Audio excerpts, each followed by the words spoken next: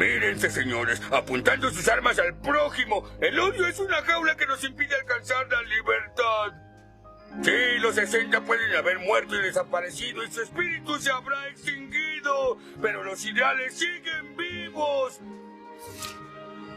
Libertad, paz y amor. ¡Oh! Cementerio de Springfield. Buenas tardes para todos y para todas. Mi nombre es Miguel Ángel Bravo Torres y el día de hoy estaremos hablando sobre el derecho internacional humanitario y cómo se da su aplicación dentro de los países y de los estados, entre ellos Colombia. El derecho internacional humanitario, como se veía en videos anteriores, es aquel derecho que se configura como un imperativo universal, categórico y necesario para el libre desarrollo y para el correcto desarrollo de una buena calidad de vida, sin importar las razones de raza, de religión, de sexo o de ideología. Es decir, se configuran como una herramienta para que los ciudadanos puedan tener una vida digna y unos principios de libertad. Sin embargo, pareciese que las organizaciones internacionales son unos aparatos supraestatales de cooperación internacional, pero que se encuentran alejados exactamente en el exterior, internacionalmente. Pero ello no es así. Si bien es cierto que hay un principio de respeto por la soberanía de cada Estado y que el derecho internacional humanitario interviene de forma subsidiaria, no es cierto que no haya una injerencia, ¿cierto? No es cierto que no haya una influencia dentro de los Estados. Sin ir más lejos, los tratados internacionales, vistos también anteriormente, como aquellos contratos, por así decirlo, que se configuran entre los estados y las diferentes organizaciones, son ese medio de codificación, ese medio de organización normativa y judicial que enfrentan los estados a nivel internacional, que les dictan ciertas formas de llevar su propia jurisprudencia, de llevar su propio marco normativo, social y político. Sin ir más lejos, Colombia, en la Constitución Política, artículo 4 y artículo 93, nos hace cita a este marco normativo internacional, que incluso se debe respetar en estados de excepción. Este marco, llamado por la jurisprudencia el bloque de constitucionalidad, es esa garantía de cumplimiento, como dice el principio de derecho internacional, lo pactado se debe cumplir, de cumplimiento de los tratados y los acuerdos internacionales. Así que, a través de este video, vamos a ver cómo se da este bloque de constitucionalidad, cómo se da el derecho internacional a través de 3 sentencias de jurisprudencia colombiana. Es más, según la sentencia C-291 de 2007, el bloque de constitucionalidad tiene 2 vertientes o 2 funciones. Una función de carácter interpretativo, es decir, una función en la cual ese bloque de constitucionalidad y esos tratados internacionales sirve como fuente para poder interpretar correctamente la normativa constitucional, y por otro lado tiene otra función o otra vertiente en la cual también sirve para rellenar todos aquellos espacios que no cumple y que no cubre la Constitución. Aquí es donde nos debemos preguntar: ¿realmente están siendo eficientes los tratados internacionales? ¿Realmente el derecho internacional es eficiente para mejorar la calidad de vida de los ciudadanos? ¿O por el contrario, es como si cojeara, es como si se quedara corto frente a las realidades?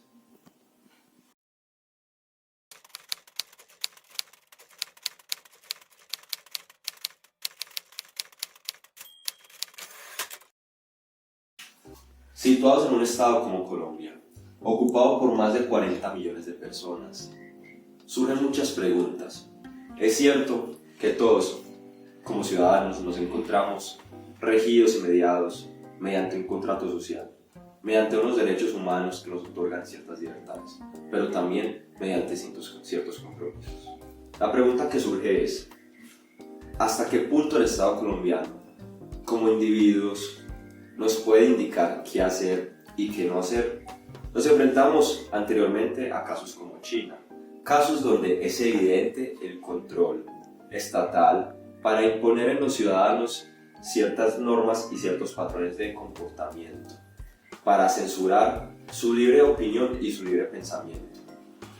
Respecto a estos temas, se ha tenido que pronunciar la Corte Constitucional, porque si bien es cierto, es la rama judicial y no legislativa del Estado colombiano, ha sido la rama que se ha tenido que poner los pantalones para poder asumir estos temas tan polémicos y tan necesarios para un derecho internacional humanitario y para un derecho nacional que no se detiene, que constantemente se tienen que estar actualizando de acuerdo a las necesidades de la sociedad, de acuerdo a lo que los individuos, como ese engranaje fundamental de los derechos humanos, le exigimos al Estado.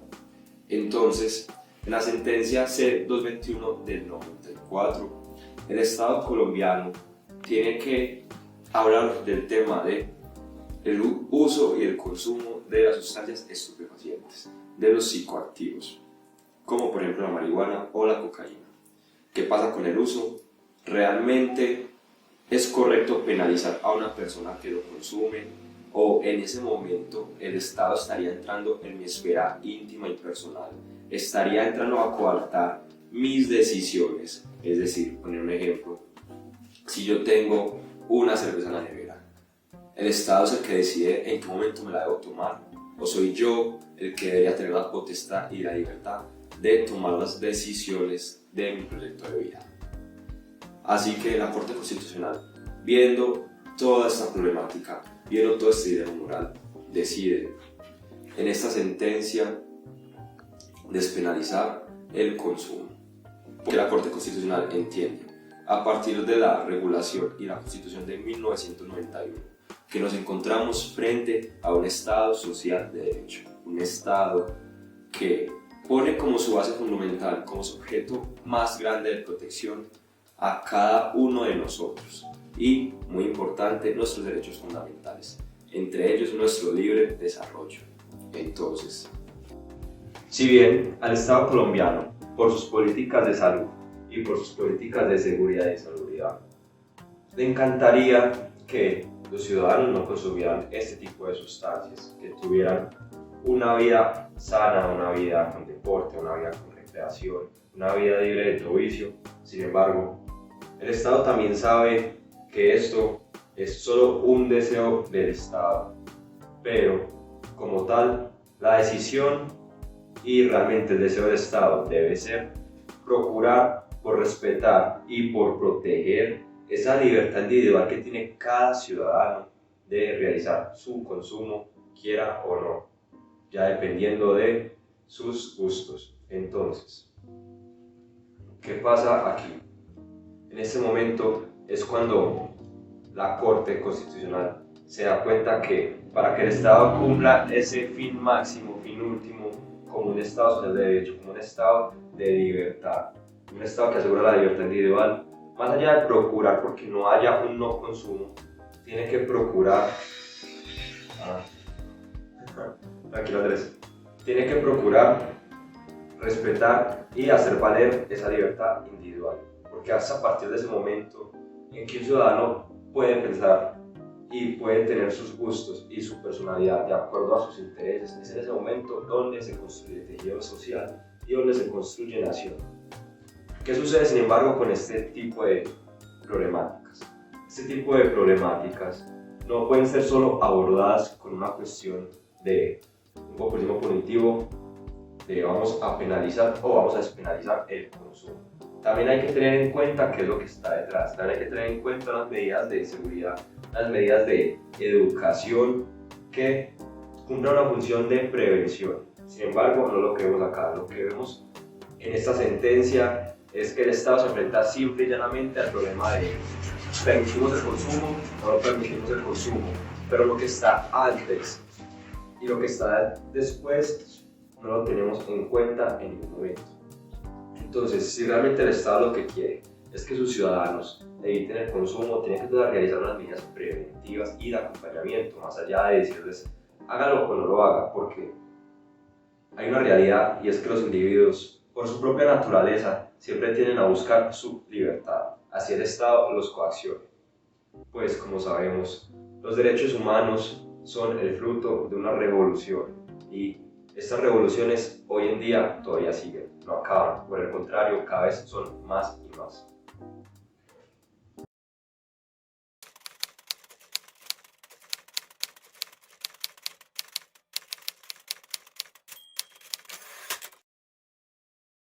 Continuando esta línea de la defensa de los derechos humanos, desde el carácter internacional al carácter nacional, siguiendo esta línea de la libertad y la libre autodeterminación, no solo de los estados, sino también la libre autodeterminación de los individuos, nos encontramos con la sentencia C-355 del 2006, la cual nos habla de la despenalización del aborto a partir de 3 causales. La primera, en aquellos casos donde a continuación del embarazo va a poner en riesgo a la madre. Segundo, cuando se encuentra una malformación en el feto. Y tercero, si este embarazo es producto de un acceso carnal violento. ¿Qué sucede? ¿Por qué se despenaliza el aborto en estas 3 causales? Muy bien establece la Corte Constitucional. Como veíamos en la sentencia pasada, en primer momento nos enfrentamos a la libre determinación de la mujer. Entonces, ¿qué sucede con ese nasciturus, con ese bebé? Lo que sucede, como lo define la Corte, es que si bien la vida de ese individuo consta de protección jurídica, no se considera una persona de derechos y obligaciones como lo sería la madre, la cual tiene una vida que se debe proteger también a toda costa. Entonces, por un lado nos encontramos la protección del nasciturus, pero por otro lado nos encontramos la protección de la madre. Entonces, ¿qué sucede?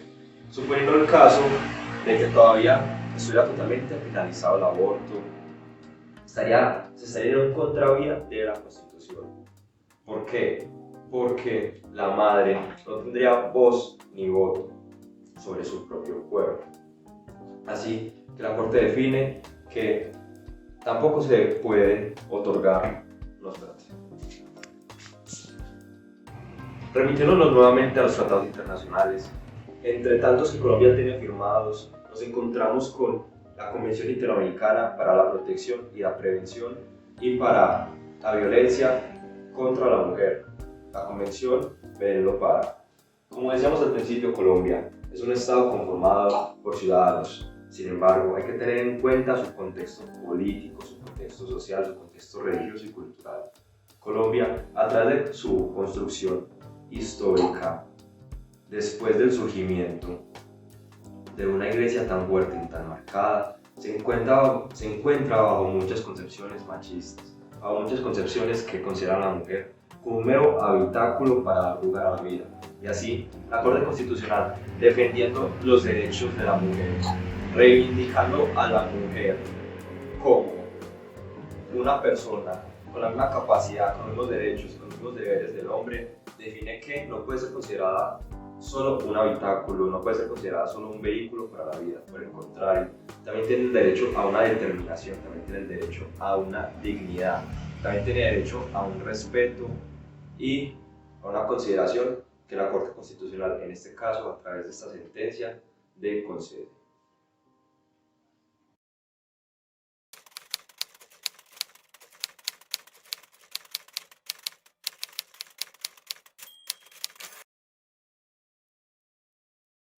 Por último y no menos importante, tenemos que hablar de la eutanasia. Dicho de otra forma, el derecho a morir dignamente. ¿Por qué? Porque la vida no es el único bien jurídico del cual tenemos libertad y disposición, pues la muerte también nos compete como individuos. Y así, la Corte Constitucional se ha pronunciado en diferentes sentencias. Una de ellas, la C-239 de 1997, entre otras, como ocurre igual que en el embarazo y en el aborto. Recientemente la Corte Constitucional se ha estado pronunciando al respecto. Por ejemplo, en el aborto ya se ha quitado la penalización hasta la semana 24. Y al igual que como ocurre con la eutanasia, cada vez el Estado tiende a darle al individuo más garantías, más libertades respecto a su libre desarrollo y respecto a su autonomía. ¿Qué sucede con la eutanasia? La eutanasia es, como lo define la RAE, es darle fin apresuradamente a la vida, ya sea de forma voluntaria o involuntaria, asistido o no asistido. En el caso que compete a Colombia y la normatividad vigente, tiene que ser asistido por un médico que esté certificado en esos temas y además tiene que estar delimitado por unas causales que tienen que ver con la enfermedad y con los padecimientos del individuo. Sin embargo, tenemos algo claro y es que todavía nos falta mucho en estos temas. No solo en el tema de la dosis mínima, no solo en el tema de la bolsa, también en el tema de la eutanasia. Y en todos esos temas que son tan álgidos y que mueven tanto la susceptibilidad de la sociedad. ¿Por qué? Porque como bien decíamos anteriormente, hay que entender el contexto cultural y social de Colombia. Pues tenemos dos choques de fuerzas, dos trenes que van en contravía. Por un lado tenemos una corte constitucional y tenemos un marco normativo, un marco constitucional, un bloque de constitucionalidad y una adjudicación a tratados internacionales que hacen a Colombia en papel uno de los países más claros y uno de los países más completos normativamente. Sin embargo, como decía un filósofo griego, entre más normas tiene un Estado, más corrupto es. Y así sucede en Colombia, donde aprovechamos los tratados internacionales simplemente para hacer un populismo punitivo, para decir que lo estamos cumpliendo, pero realmente lo que estamos haciendo es aumentar la carga de las penas. Es decir, el ius puniendi está abarcando esferas que no tendría por qué, pues entendemos que es la última ratio realmente, que el derecho penal es la última ratio, la última a lo que tiene que acceder el Estado, no por el contrario, lo primero. Lo primero tendría que ser educación y tendría que ser prevención. Pero, como podemos ver en diferentes sentencias jurisprudenciales, tanto el aborto como la eutanasia, el Estado colombiano, en vez de dejar un precedente claro y trabajar a partir de él, pareciera que en cada uno de sus periodos presidenciales y periodos de gobierno se vuelven a tocar los temas una y otra vez y se vuelve el mismo debate y se vuelve el mismo debate, lo cual no permite un desarrollo de una idea base y clara, lo cual hace que los derechos humanos y la aplicación a los derechos internacionales fuera como una torre, fuera como una montaña rusa que sube y baja. En un momento estamos yendo como al planeta entero, estamos yendo con la jurisprudencia universal, pero por otro lado volvemos a esas arcaicas concepciones religiosas que tiene la sociedad colombiana. Sin embargo, no todo es malo para los derechos internacionales y no todo el marco que sigue el Estado colombiano va en contravía. Por el contrario, hay que destacar que Colombia realiza un esfuerzo muy importante por dar desarrollo al derecho internacional humanitario, que todas estas sentencias y todas estas revoluciones a nivel legislativo y a nivel social dan un precedente, dan un pequeño grano de arena. Por consiguiente, y para finalizar, es muy importante destacar el principio llamado indubio pro libertate, es decir, que en caso de duda se resuelve a favor de la libertad. En este caso, la carga de la prueba para limitar un derecho, para coaccionar una libertad, no cae sobre la persona la cual está siendo coaccionada, cae sobre la persona, o en este caso la institución o el gobierno, que va a limitar esa libertad. Así como se constituyó Colombia, así a través de la libertad es que tenemos que movernos, es que se tiene que mover el Estado colombiano y los derechos humanos e internacionales. Gracias. Jaime Garzón fue asesinado esta mañana.